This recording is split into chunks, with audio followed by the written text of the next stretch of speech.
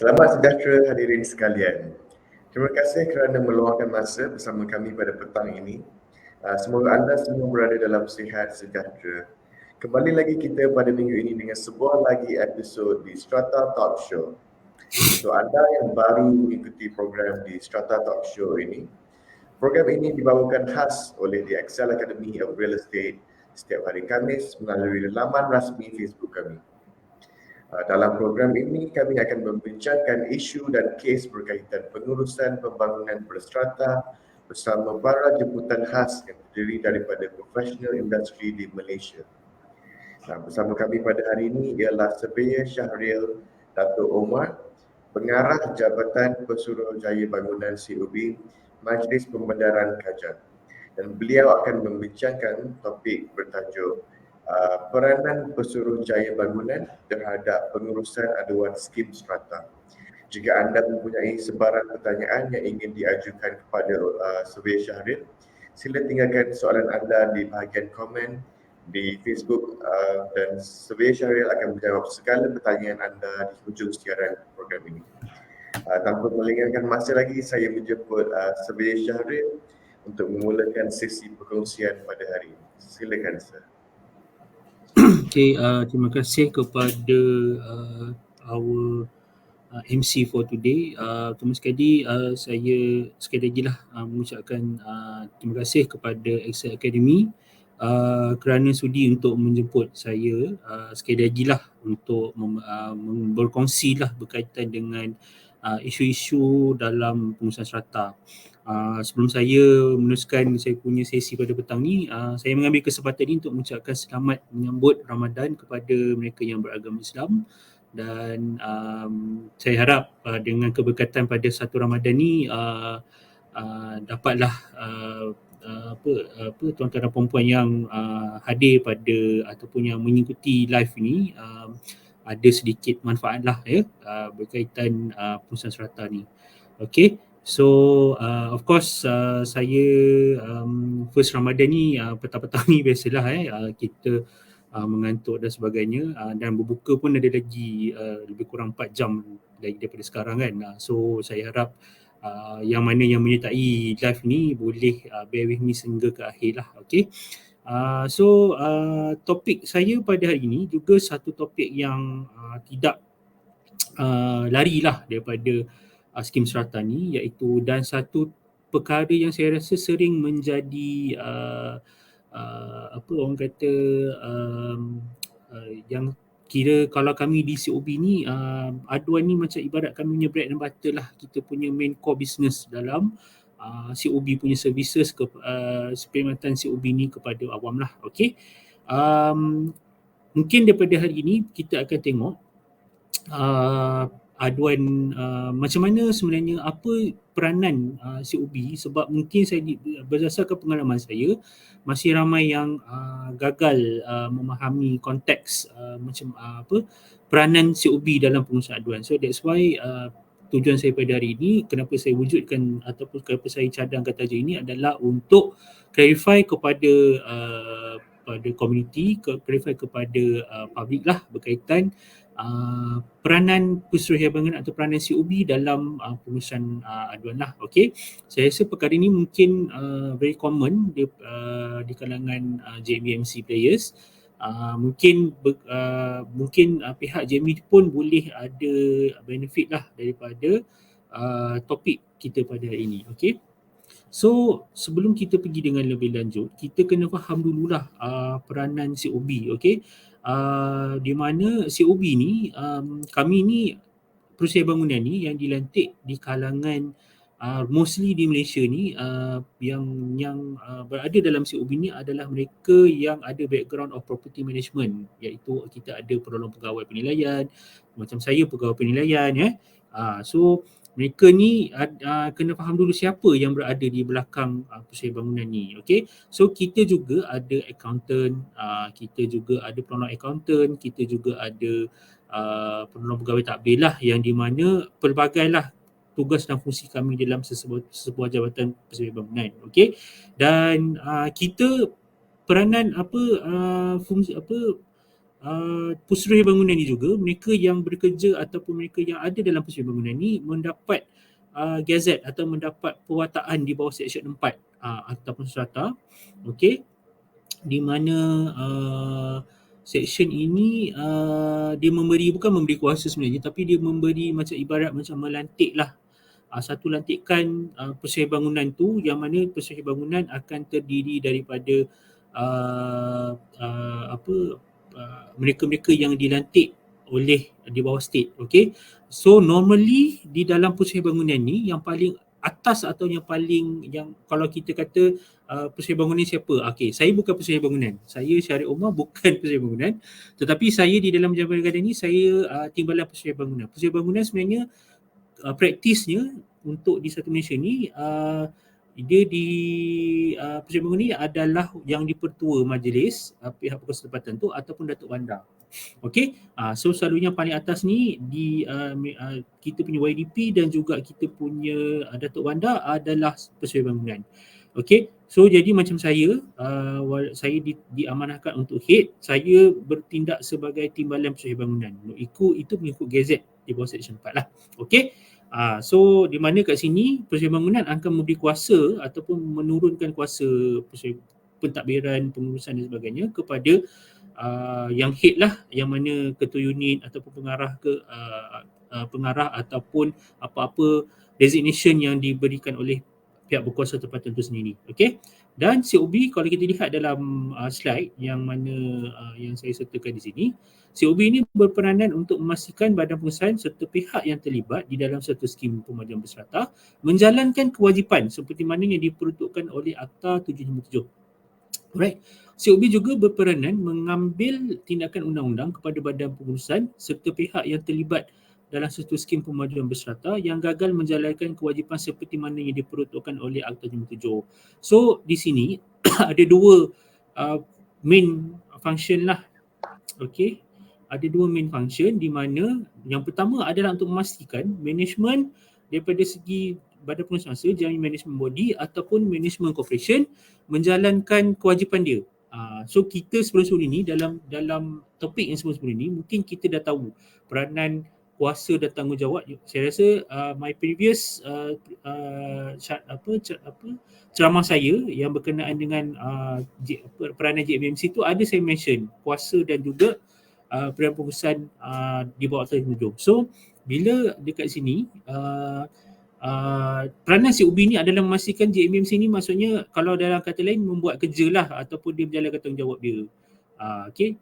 Tapi kena bear in mind, kita punya kuasa untuk mengambil tindakan adalah berdasarkan apa yang diperuntukkan dalam akta. So kalau kita lihat kepada perenggan kedua ni, dia kata COB juga berperanan untuk mengambil tindakan undang-undang kepada badan pengurusan serta pihak yang terlibat dalam suatu skim pemajuan berserta yang gagal. Maksudnya kat sini kita ambil tindakan berdasarkan yang mereka yang gagal dan berdasarkan kepada penalti dan kesalahan yang diperuntukkan di bawah akta. Itu saja. Itu je kuasa COB. So sebenarnya tak adalah banyak sangat kuasa COB ni. Walaupun kita telah diwatakan di bawah Seksyen 4, tapi sebenarnya peranan kita adalah yang paling utama adalah memastikan JMB ni dia ikut apa yang telah dipertanggungjawabkan. Okay. So ini adalah peranan saya rasa saya pernah sentuh dalam mana-mana ceramah yang saya beri kepada dalam mana-mana program ataupun mana-mana ni.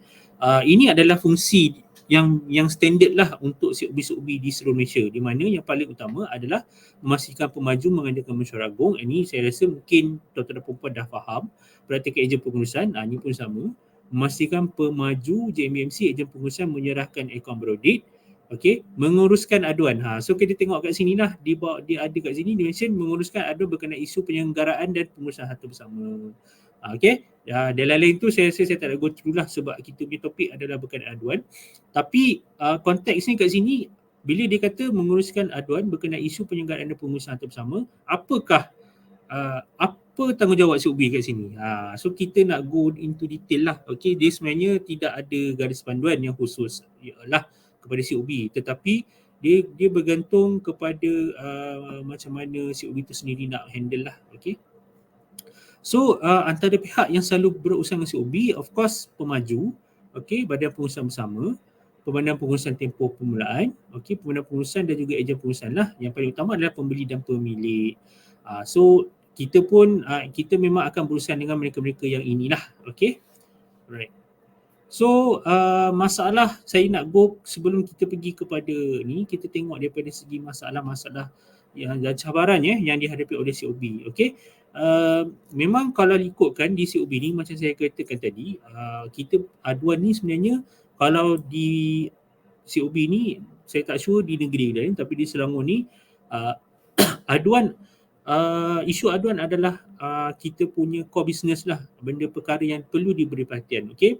Ini sebab keberadaan COB ni sendiri diwujudkan di bawah pihak berkuasa tempatan, dan kita pun faham bahawa pihak berkuasa tempatan ni dia memberi perkhidmatan lah kepada pemilik ataupun kepada public lah, especially kepada pemilik-pemilik pegangan. Okay, so that's why kita pun ibaratnya macam kita pun memberi servis jugalah, tetapi kita terhad kepada kuasa dan peruntukan di bawah atap pengurusan strata. Okay, so dan lazimnya kalau kita lihat masalah-masalah yang timbul ni banyaknya memang lebih kepada pembangunan dan pengurusan strata lah.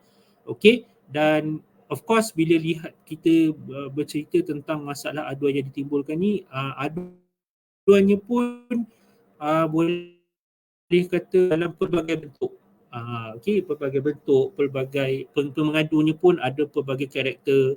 Okay, dan of course banyak-banyak di sini yang saya boleh katakan berdasarkan pengalaman saya, pihak yang selalu menimbulkan masalah ni of course di kalangan penduduk, pemaju, JMBMC, ejen hartanah dan ahli politik.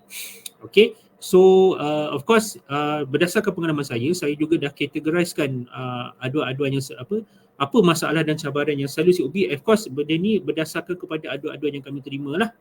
Okay, alright. So selalunya kalau kita lihat dekat sini, kita tengok daripada konteks penduduk, apa selalunya yang ditimbulkan oleh penduduk. Yang pertama adalah dia tak nak bayar yuran penyelenggaraan. Ini saya rasa masih lagi menjadi permasalahan utama di Malaysia ni. Saya rasa adalah yang utamanya adalah keengganan penduduk untuk bayar yuran penyelenggaraan. Tetapi saya lihat lately ni dalam masa 2-3 tahun kebelakang ni, walaupun isu kekurangan, orang kata kekurangan dana oleh JBMC ni akibat daripada penduduk tak nak bayar, tetapi saya lihat ada sedikit orang kata kesedaran lah di pihak penduduk ni bahawa mereka kena bayar yuran penyelenggaraan. Okey, tetapi kita masih lagi banyak dalam JBMC ni yang masih menghadapi masalah dari segi kewangan, tak dapat nak mentadbir, tak dapat nak menjalankan operasi penyelenggaraan because kekurangan daripada segi masalah bayaran perangkat lah. Dan of course bila benda ni timbul, banyaklah aduan, terutamanya aduan berkaitan dengan bila sesebuah JB tu dia tak mampu untuk jalankan penyelenggaraan, bila ada masalah-masalah yang melibatkan common area dan sebagainya, aduan akan timbul apabila JB sendiri tak dapat nak menyelesaikan masalah tu, dan aduan semakin banyak kepada COB lah.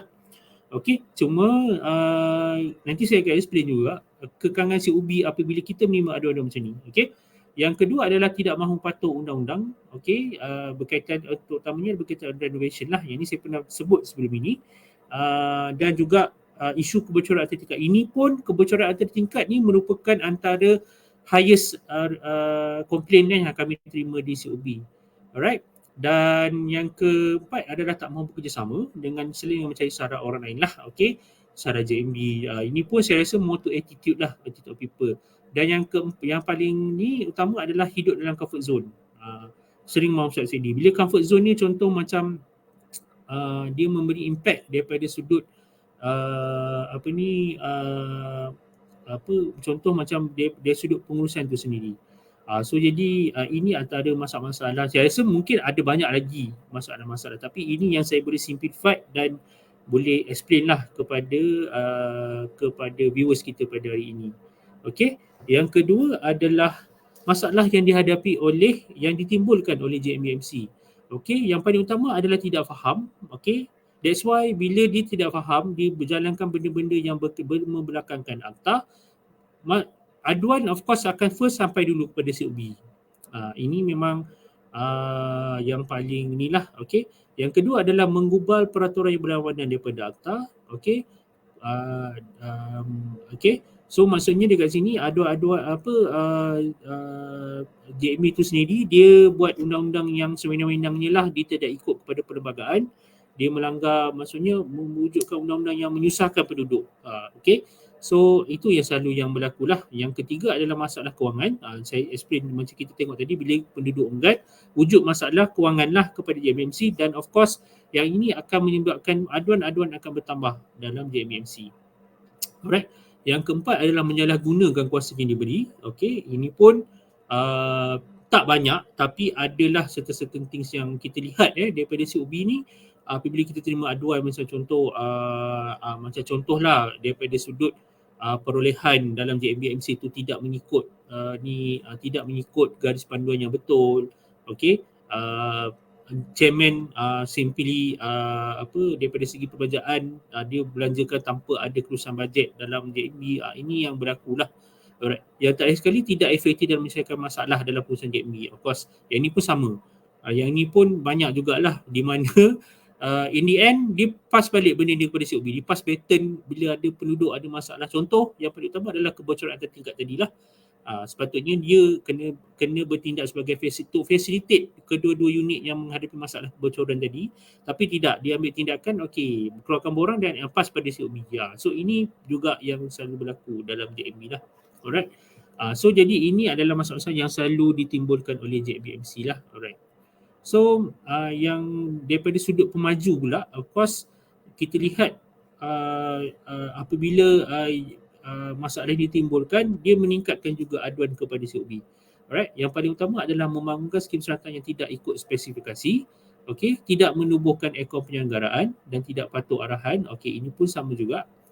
Banyak menjadi permasalahan, tapi saya lihat dalam pemajuan baru dalam 2-3 tahun kebelakang ni, banyak pemaju dah alert lah berkaitan dengan keperluan untuk buat akaun ini. Okey, tidak faham dan tidak memfaham kehendak akta. Okey, lambat menubuhkan AGM selepas 2 bulan.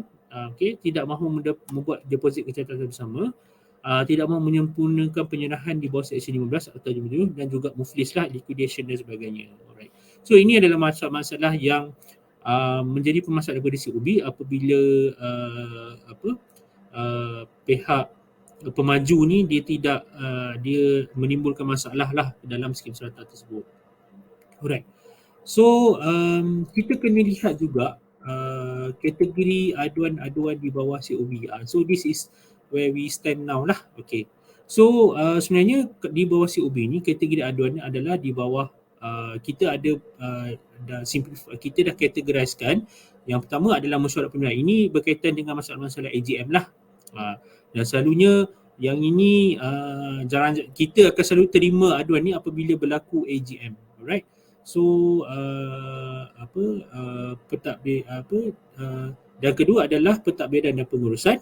Okey, ini berkaitan dengan pentadbiran ataupun pengurusan JMB itu sendirilah, yang selalunya mungkin menjadi isu kepada penduduk, yang mana ada penduduk tak puas hati dan dia telah membuat aduan itu kepada COB lah. Yang ketiga adalah penyelenggaraan dan kerosakan. Ini sekiranya ada berlaku kerosakan harta bersama ataupun kerosakan unit dan sebagainya, kita pun terima juga aduan berkaitan inilah. Yang keempat, ini yang paling famous sekali, iaitu kewangan. Okey, aduan-aduan berkaitan kewangan pun disalurkan di sini lah, dan juga yang terakhir adalah khidmat nasihat. Okey, alright. So kalau kita lihat kalau untuk daripada segi aduan ni, alright, memang menjadi hak adalah prerogative right ataupun menjadi hak seseorang pemilik tu untuk dia mempertahankan hak dia. Okay, so macam mana pertahankan hak dia adalah mungkin dia dah try pergi kepada JMB tadi tapi tidak puas hati, so dia datang kepada COB. Okay, tapi tuan-tuan puan kena faham, okay, untuk daripada segi pengurusan aduan ni, okay, kita kena tengok daripada segi punca kuasa dahulu. Okay, so apabila kita menerima aduan ni, selalunya kita akan siasat dahulu, kita akan tengok apakah isu yang dibangkitkan, dan juga sekiranya aduan tersebut dia memberi apa impact kepada skim serata itu sendiri. Okay, So that's why peranan COB dia kat sini adalah yang paling utama adalah kita selalunya kita akan menyiasat lah, okay, sama ada, dan kita tengok penyelesaian dia macam mana. Dan apa yang saya boleh cakap, okay, kebanyakan aduan, apabila aduan yang kita terima ni adalah kadang-kadang memerlukan tindakan daripada JMBMC itu sendiri.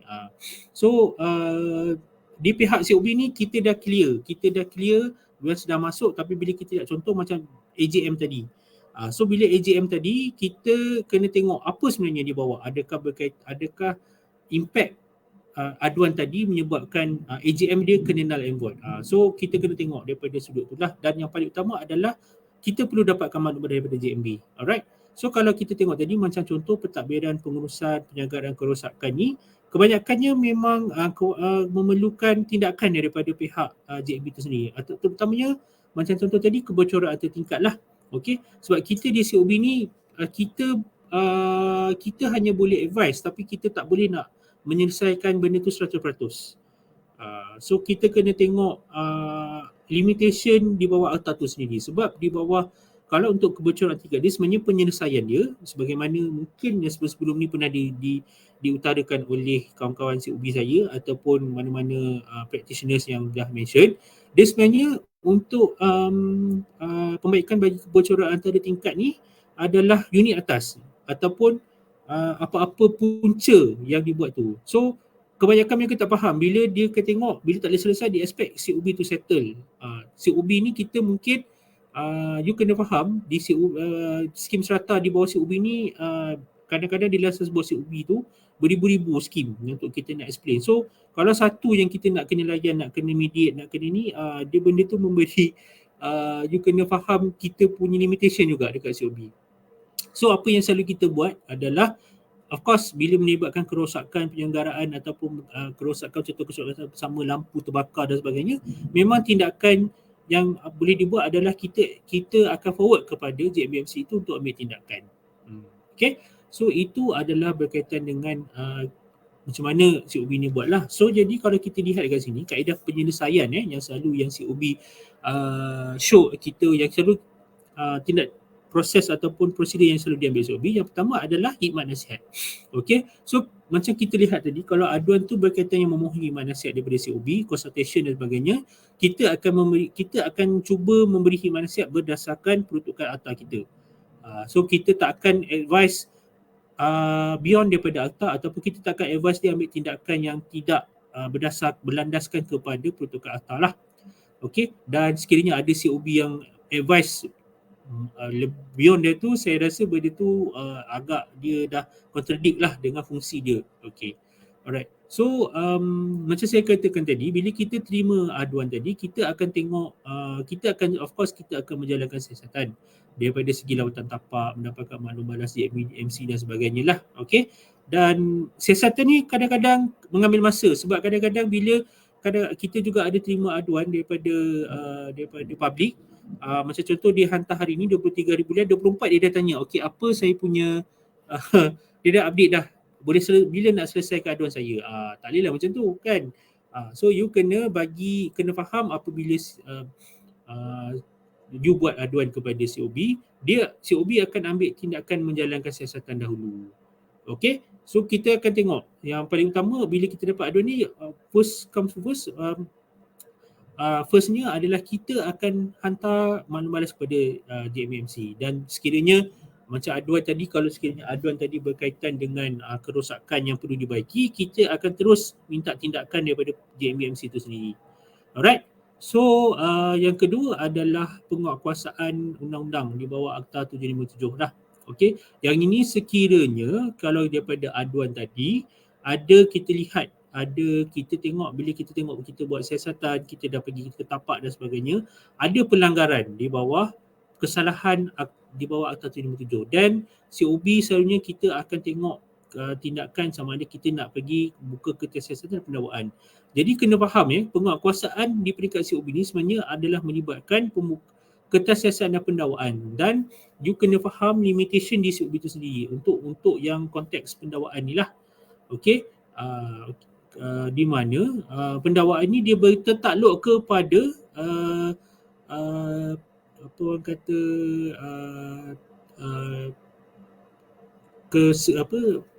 daripada kekangan apa orang kata daripada COB tu sendirilah. Okey, maksudnya dia ada tak tim legal dia ada tak dia punya sama ada keupayaan COB tu untuk buat pendakwaan. Kalau COB tu tak berupaya, janganlah you paksa dia. Janganlah you push kenapa tak buat pendakwaan, sebab mungkin ada kekangan di pihak ataupun orang kata daripada segi ketersediaan COB tu sendiri. Sebab mungkin COB tu dia tidak ada legal staff, dia tidak ada legal officer dia, ataupun dia tak ada pengamal penasihat undang-undang dalam dia punya dia kena queue dengan legal advisor di bawah MP di bawah pihak berkuasa tempatan sendiri. Okey. So kena fahamlah, okey. Dan juga penguatkuasaan undang-undang ni juga dia tidak boleh bergantung kepada COB seorang. Selalunya macam kita di COB, kalau kita nak menjalankan penguasaan undang-undang ni, kita memerlukan sokongan lah daripada pelbagai pihak, terutamanya daripada pihak KPKT, di pihak state dan sebagainya. Okey. Yang ni kaedah penyelesaian juga, kita akan tengok sama ada perlu atau tidak kita merujuk kepada jabatan berkaitan yang bukan punca kuasa COB lah. Ini contoh macam renovation. Okey, kita juga terima aduan renovation daripada JMMC apabila dia dah jalankan tanggungjawab, dia dah jalankan penguasaan di bawah dia punya UK, tapi tidak mendapat kerjasama. So dia forward kepada COB untuk sebenarnya untuk renovation, kita di bawah Akta memang tidak ada pertukaran kuasa untuk COB ambil tindakan. Dia sebenarnya bila berkaitan binaan haram ataupun pengubahsuan yang haram ni, dia dah termaktub di bawah Akta 1.3, Akta Parit Jalan dan Bangunan, APJB. Okey, so bila perkara sebegini berlaku, kami di COB kita akan forward kepada jabatan berkaitan. So kita kena tengoklah daripada segi komitmen jabatan tu, jabatan yang macam contoh jabatan kawalan bangunan lah, sama ada boleh atau tidak dia mengambil tindakan dan sebagainya. Dan ini juga tertakluk dengan kelulusan di pihak pengurusan tertinggi jugalah, sama ada kalau nak melibatkan perobohan ataupun nak melibatkan compound, dia kena tengok juga daripada segi pihak berkuasa tempatan itu sendiri. Okey, so dia tak boleh semata-mata kepada COB lah. So kena faham syarat JBMC ataupun pemilik ni, kalau you ada buat aduan dan sebagainya kepada COB, you kena faham bahawa benda ni bukan COB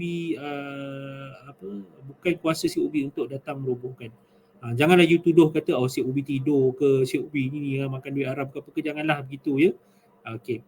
Yang berikutnya, penyelesaian daripada sudut menjadi mediasi ataupun fasilitator terhadap isu-isu aduan bagi pendapat penyelesaian.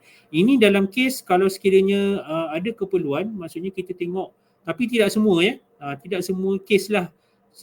Sekiranya kes tu kita lihat dia, importance dia untuk kita duduk berbincang dengan pihak pengadu dan juga pihak JMMC ataupun sebagainya untuk kita dapat satu penyelesaian. Ini pun yang selalu kita kaedah yang kita guna pakai, tapi tertakluk kepada kekangan COB jugalah. Alright. So yang selalunya dia kat sini, dia bukan COB, kita selesaikan benda tu. Kita duduk bincang, dapat satu win-win situation. Okay. Dan pihak pengadu ni selalunya boleh kata penyelesaian di sini 70% lah, yang anggaran saya dalam 70% dapat kita selesaikan masalah-masalah apabila kita bertindak sebagai facilitator atau pemediasi lah. Okey, ini supaya kita memang ada kekangan daripada segi punca kuasa, tapi kita cuba untuk kita gembirakan kedua-dua belah pihak. Maksudnya kat sini kita cari satu titik temu dia lah, satu titik penyelesaian yang mana menjadi situasi yang menang-menang lah kepada dua-dua pihak tadi. Maknanya JMB pun okey, pengadu tadi pun okey. Tapi taklah semua yang boleh kita selesaikan sebegitulah. Sebab kadang-kadang ada melibatkan pengadu-pengadu yang dia tak faham, dia expect kita untuk orang kata COB untuk selesaikan, ataupun dia expect untuk dia nak apa yang dia dah tetapkan. Itu susah sikit lah di pihak kami di COB ni. Alright. Dan paling terakhir adalah show ke tribunal lah. Okay. Show ke tribunal ni adalah the last resort daripada pihak COB apabila kita sendiri tak boleh nak menyelesaikan. Okay. Di mana contoh berkaitan dengan you tak puas hati. Yang paling utama adalah contoh you tidak puas hatilah berkaitan dengan JMB tu ada tindakan yang diambil. Kadang-kadang kena faham bahawa COB ni kalau sekiranya benda yang telah dimaktubkan di bawah Undang-Undang Kecil Tambahan ataupun perkara-perkara yang JMB sendiri dah decide, COB tidak ada kuasa untuk kita membatalkan apa-apa tindakan yang JMB telah ambil, sebab sebenarnya kuasa penuh tu di bawah JMB. So kadang-kadang di sini yang menjadi bottleneck lah, dia apabila kita try to kita tengok yang atas tadi tu, kita try to facilitate kepada pihak pihak JMB ataupun pihak JMBMC tadi, tapi JMBMC berkeras kita nak okay. So kalau tak boleh, then sebab kita akan show mereka untuk sama ada pergi ke tribunal untuk dapatkan di bawah mendapatkan tuntutan mereka. Okay, macam contoh kalau you rasa you nak null and voidkan dia AGM dan sebagainya, kita minta untuk tribunal tribunal sendiri memberi arahan ataupun beri award lah. Okay, kena faham juga COB tidak boleh sewenang-wenangnya mengambil tindakan pada JMBMC selain daripada kesalahan di bawah Akta Pengurusan Strata. So ini yang selalunya menjadi masalah apabila kita dapat aduan di akhir sekali tu, mohon COB untuk ambil tindakan sewajarnya kepada JMBMC. Mohon COB untuk ambil tindakan sewajarnya kepada orang ni, kepada A dan A. Okay. So kat sini that's why kena faham macam saya katakan tadi di awal tadi, limitation COB tu, sebab kalau you tengok balik Akta Pengurusan Strata sendiri, COB hanya bertindak untuk mengawal selia akta sahaja. Okay. Dan tindakan penguatkuasaan sebenarnya adalah tindakan di bawah tindakan yang telah dinyatakan ataupun disenaraikan di bawah dalam akta untuk daripada segi tidak kesalahan lah. Alright.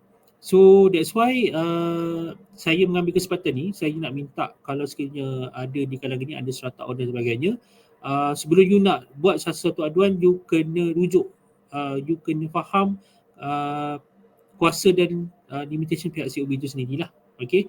Sebab kita tak boleh nak sewenang-wenangnya ambil tindakan. Even kalau kita nak null and voidkan EJM pun, kita kena ada justifikasi yang kukuh.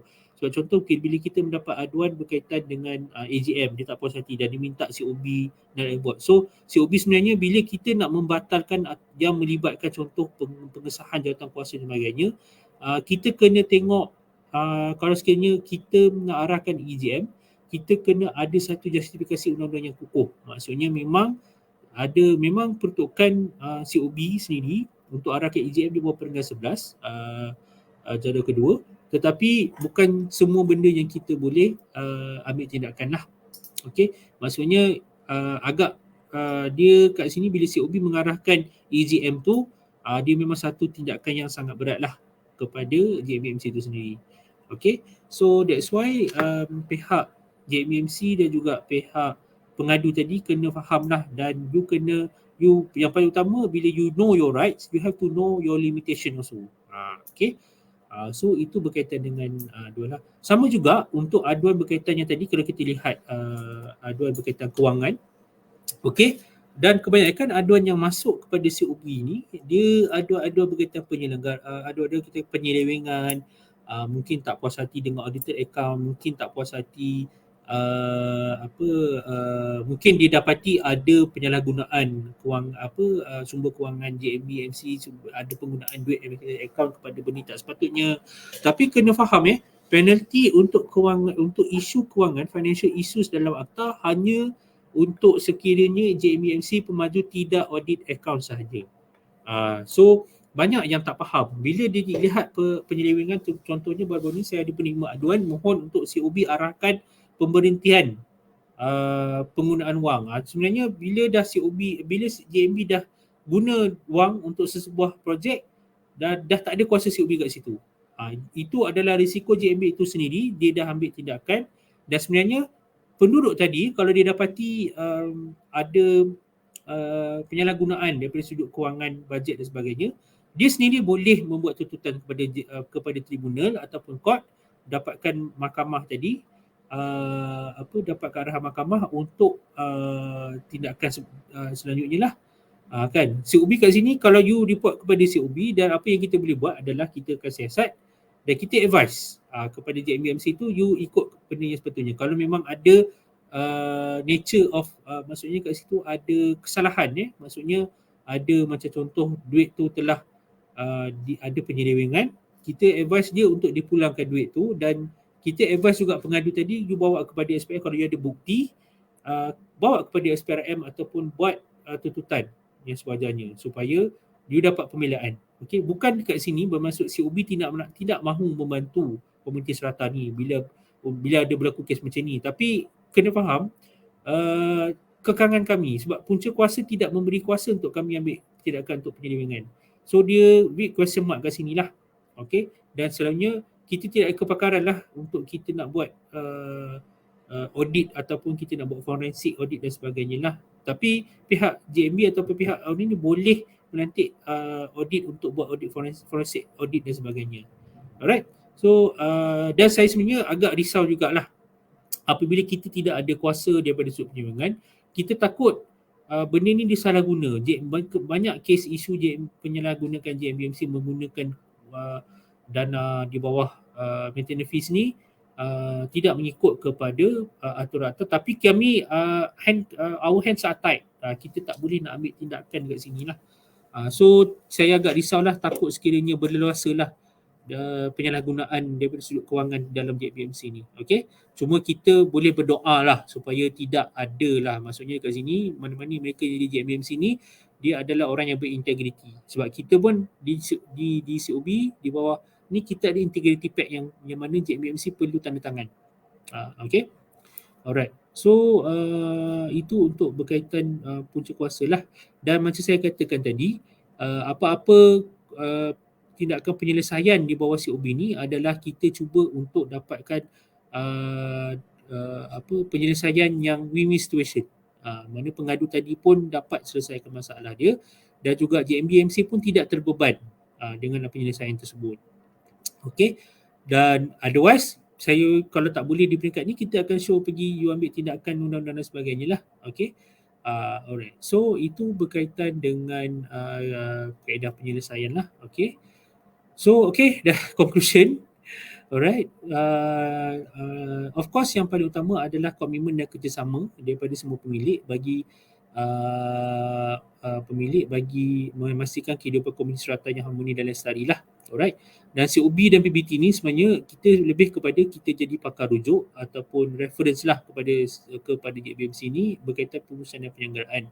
Alright, semua pihak perlu memahami konteks limitasi dihadapi oleh pihak COB, terutama apa melibatkan punca kuasa lah. Okay, dan yang paling utama macam saya katakan tadi, bila kita cerita pasal aduan ni, pelbagailah aduan kan, aduan yang saya pernah dapat, aduan tai kucing, aduan ni dan sebagainya, you kena ada kena tanamkan sifat sabarlah dalam diri tu. Kan, maksudnya bukanlah masalah you tak boleh selesai, boleh kan, tapi you kena tengok apa impact daripada masalah tu. Kan, sebaiknya sebelum you nak menjalankan aduan ni, kalau boleh you lihat sekiranya masalah-masalah yang you rasa you hadapi tu memberi impact tak dalam kehidupan seharian you. Kan, kalau tidak ada, pada saya lebih baik you tidak perlu memanjangkan benda tu kepada COB lah, sebab kadang-kadang benda ni akan melibatkan banyak kerja lah, macam maksudnya kita kena jalankan siasatan dan sebagainya, end up bila kita lihat sebenarnya dia isu personal. Dan kalau boleh isu-isu personal, isu-isu peribadi tidaklah dibuat kepada COB. Kan, ya, kita kalau boleh tuan-tuan dan perempuan yang membeli serata ni cuba untuk jadi profesional. You nak buat aduan kepada COB, you nak buat aduan kepada mana-mana JMBMC dan sebagainya, bukankah saya kata tak boleh, boleh, tapi saya advise kalau boleh be as professional as you can be. Maksudnya kat sini you cuba untuk selesaikan masalah tu dengan cara yang you dapatkan penyelesaian, maksudnya you memerlukan penyelesaian daripada COB, dan benda tu memang kalau you tak selesaikan dia akan jadi impact kepada you punya kehidupan seharian. Okay, so that's why apa yang saya boleh konklusinya adalah kalau boleh semua memahami situasi dan juga tidak selfish lah dalam you punya untuk you menjalankan aduan. Okay, sebab untuk you dapatkan harmonious living ni sebenarnya kita pun kena ada macam kita kena ada sifat beralah lah dalam diri kita, tak boleh terlalu mementingkan diri kita sendiri. Otherwise Bila semua nak pentingkan diri, JMB pentingkan diri, penduduk pentingkan diri, COB mementingkan diri, kita tak akan dapat penyelesaian. Okay, that's why masa saya katakan tadi, please understand the limitation dan juga please understand the orang kata bukan burden tapi orang kata tanggungan yang dihadapi oleh COB lah. Okay, dan yang paling utama, semua pihak dia kena tahu dia punya rights dia lah. Yang paling penting adalah kenal pasti dulu apa masalah you. Kalau sekiranya masalah you tu sekadar tahi kucing dan sebagainya, saya rasa you can channel it to the ni, melainkan kalau memang tidak ada tindakan, still kalau tak ada tindakan JMB pun, COB kami akan ketuk juga JMB tu untuk dia buat. Okay, so kena faham lah, alright, dan kena try to be patient as you boleh, patient and professional lah. Yang dua kriteria utama adalah bersabar dan juga be professional. Okay, dan juga akhir sekali, walau bagaimanapun pihak COB hanya committed untuk berperkhidmatan selain fungsi dan tanggungjawab COB di bawah ataupun serta. So walau bagaimanapun tidaklah kita menolak aduan you. Kita tak ada dorong polisi. Di COB ni kita terima apa-apa saja aduan dan kita cuba untuk menyelesaikan. Kalau di pihak saya sendiri, saya akan try to be cuba untuk memahami, saya cuba untuk be in your shoes lah kalau mana-mana yang buat aduan tu kepada COB. Okay, dan akhir sekali saya punya ni, you tanamkan kepada dalam diri you bahawa good building defines good people. Di mana of course kalau you nak orang kata you baik, you kena pastikan bangunan yang you duduk tu baik, berada dalam keadaan baik, supaya orang takkan maksudnya orang takkan judge you lah. Kalau you seorang yang you memastikan persekitaran dalam kehidupan serata ni baik, maksudnya ia akan define who you are lah. So selalunya saya selalu tengok kepada JMB sini, ini yang saya tekankan, kan, pastikan you punya persekitaran, you senggara harta di bawah skim serata ni dengan baik. Of course orang akan respect kepada you, maksudnya kat sini cantik dan sebagainya. Tapi kalau tempat you tak jaga elok, kotor, you banyak masalah timbul dan sebagainya, dia mencerminkan you pun sebenarnya banyak masalah. Okay, sajalah saya cakap. Okay, so dan of course bila kita melibatkan dalam pengurusan serata ni, kita melibatkan satu teamwork lah di kalangan penduduk, di kalangan JMMC, of course kepada COB, pemaju dan sebagainya. Dan kita kena hidup, maksudnya kena pastikan kita boleh harmonious living lah di antara komuniti serata. So itu saja daripada saya pada petang ni. Selama 45 minit saya dah bercakap ni. So saya open lah kepada any question kepada kita punya viewers pada petang ni. Alright, terima kasih Survey Syahril untuk perkongsian sebentar tadi. Seterusnya kita akan beralih pada sesi soal jawab, di mana Survey Syahril akan menjawab sebarang soalan anda tentang topik pada hari ini. Okey, untuk soalan yang pertama, kita ada soalan daripada Miss Shikin Syahrul. Berapa lamakah tempoh yang akan diambil oleh pihak Pesuruhjaya Bangunan dalam menguruskan aduan yang diterima? Okey. Untuk aduan ni, kita sebenarnya tidak, kalau untuk pengurusan aduan, kalau aduan melalui sistem macam di Kajang, macam di Kajang, kita ada aduan sistem pengurusan aduan, sistem SISPA, sistem pengurusan aduan, di mana kita ada, kalau tak salah saya, 3 hari kalau di mana aduan dibuat ke dalam sistem tersebut. COB, mana-mana agensi lah, bukan COB saja, mana-mana jabatan dalam ni, dia dalam sistem lah 3 hari. Tetapi kalau untuk aduan yang melalui walk-in, surat dan sebagainya, kita selalunya kita akan tetapkan dalam masa 7 hingga 14 hari lah, bergantung kepada maklum balas yang kita terima daripada pihak JMMC. So dia sebenarnya dia bergantung kepada PBT juga. Dia tak semestinya COB Kajang akan sama dengan Subang Jaya tak, ataupun Ampang Jaya. Mungkin di Ampang Jaya mungkin lebih cepat, ataupun mungkin di Subang Jaya lebih lewat sedikit, saya tak sure lah. Tapi apa yang kita di Kajang ni, kita cuba untuk expedite sebaik mungkin lah untuk aduan-aduan tu. Tetapi kalau aduan yang melalui sistem, memang kita akan selesaikan dalam masa 3 hari. Tapi 3 hari ni diselesaikan adalah kita dapatkan maklum balas daripada pihak JMB. Maksudnya kita hantar maklum balas tu kita anggap selesai dan kita forward kepada JMB untuk diselesaikan lah. Okay. Itu untuk soalan ini lah. Okay, next question. Thank you, sir. Next question, we have a question dari Miss Mizadi. Bolehkah pihak Pesuruhjaya Bangunan melantik seorang individu untuk mengadakan mesyuarat? Okay. Alright, untuk mengadakan mesyuarat ni sebenarnya ada kuasa di bawah, ada pertukaran kuasa di bawah jadual kedua, di bawah pendengar 11, di mana COB boleh melantik mana-mana orang untuk mengadakan mesyuarat agung. Ini pun tertakluk di bawah sekiranya untuk first AGM dan sebagainya, kita boleh melantik, kita ada kuasa melantik lah mana-mana yang selalunya praktis yang kita buat ni adalah kita akan melantik di kalangan pemilik lah untuk adakan mesyuarat. So yes, boleh, dan kita akan tengok, kita akan bila kalau sekiranya Persatuan Bangunan ni kita akan ambil tindakan berdasarkan prosedur sedia ada di bawah COB lah. Okay. Alright, soalan seterusnya kita ada soalan daripada Miss Nazaliana Nazaruddin. Apakah yang akan terjadi sekiranya tiada persetujuan dengan jumlah yuran pengurusan yang dikumpulkan? Okey, selalunya dalam kes ni untuk yuran maintenance lah, okey. Sekiranya saya boleh relate kat sini sekiranya ada kenaikan dan ataupun penurun dan sebagainya, tapi yang selalunya yang menjadi main issue adalah orang tak setuju naik. Okey.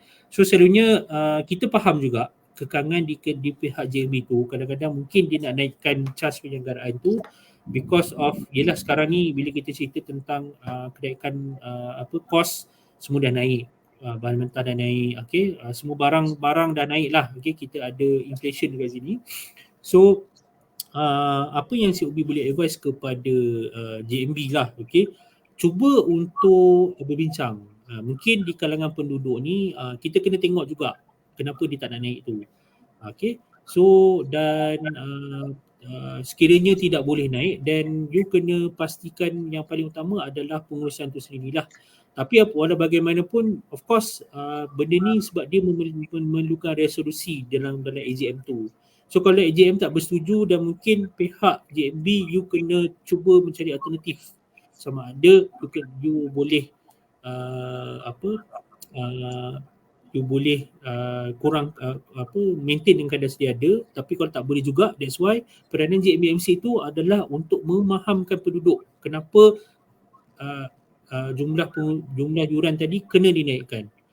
So bila ada explanation yang mungkin yang ni COB tak boleh tolong, yang itu JMBMC sendiri. So bila berlaku begini, saya akan minta JMB tadi, mungkin dia ada misunderstanding masa AGM tu, penduduk tak faham.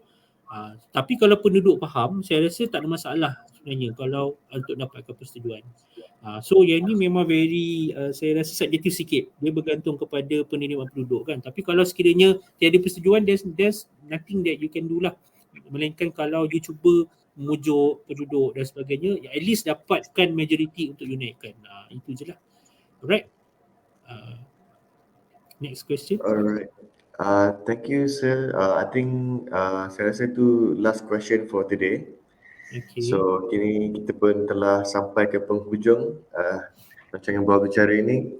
Sekali lagi saya ingin mengucapkan terima kasih kepada Surveyor Syahril kerana berkongsi pandangan beliau dan perspektif beliau pada petang ini. Dan terima kasih juga kepada para peserta kerana sudi bersama kami pada hari ini. For all Muslims out there, Ramadan Mubarak, selamat menjalankan ibadah puasa. Kami mengharap untuk bersama anda pada episod yang akan datang. Terima kasih. Thank you, sir.